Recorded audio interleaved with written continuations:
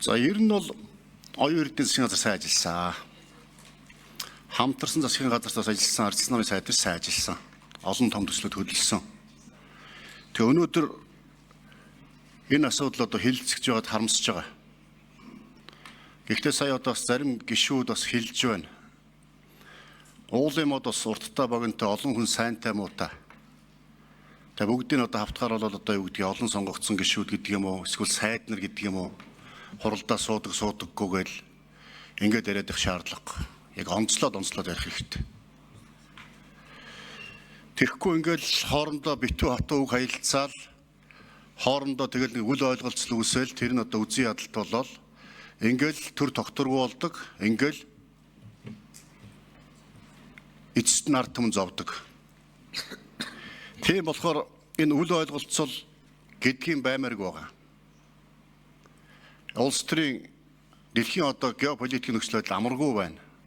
Монгол улсын бас үндэсний эрх ашиг бас эв нэгдэл гэдэг нь бидэнд хэрэгтэй.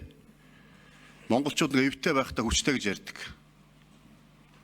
Тэгэхээр энэ бүгдийг бас бодоод энэ чуулганы хуралдааны дэгийн тухай хууль хараад ингээд сууж байхад тодорхой асуудлуудаар байнгын ороо чуулган хуралдана. Тодорхой асуудлуудаар ямар байдлаар зохицуулж асуудлаа шийдэх үү гэдэг нь маш наривсан дэгтэй байгаад байна.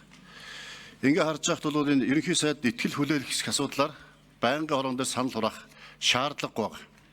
Түрүүн санддаг гишүүн хэлсэн шүү дээ. Санддаг гишүүн. Шаардлагагүй ач холбогдолгүй зүйлээр санал хураах ямар хэрэгтэй юм бэ гэж.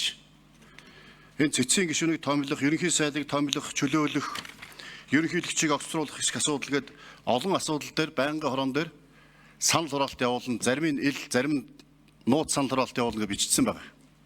Тэгвэл ерөнхий сайд итгэл хүлээх хэсэг асуудал дээр бол байнгын ороо санал дүгнэлт гаргана гэсэн болохоос нууцаар буюу одоо илээр санал хураалт явуулсан зүйл байхгүй байна.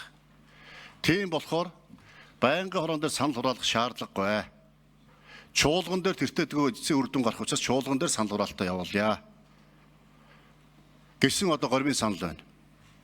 Энд ямар ч ач холбогдолгүй учраас тэгээд дэгийн тухай хуулинд зохицуулалт байхгүй байна. Дэгийн тухай хуулинд бол бусад асуудал дээр зохицуулалтаа байнгын ороо ил болон далд нууцаар санал хураалт явуулан зохицуулалтаа мөртлөө яг ерөнхий сайдад итгэл хүлээх асуудал дээр 102 дугаар зүйл дээр асуудал байхгүй байгаа. Санал хураалт явуулна гэсэн. Тийм болохоор тэг санал хураалт явуулаад ч тэр нь байнгын чуулган дээр ч хураагдахгүй. Тийм болохоор байнгын орон дээр санал хураалт явуулах шаардлагагүй гэсэн одоо гормын санал гаргаж байна. Энэ гормын саналаар санал хураалт явуулж өгөөч гэж байнгын хуралдаанд алгаж өсөж байна. Санал хураалт болно гэж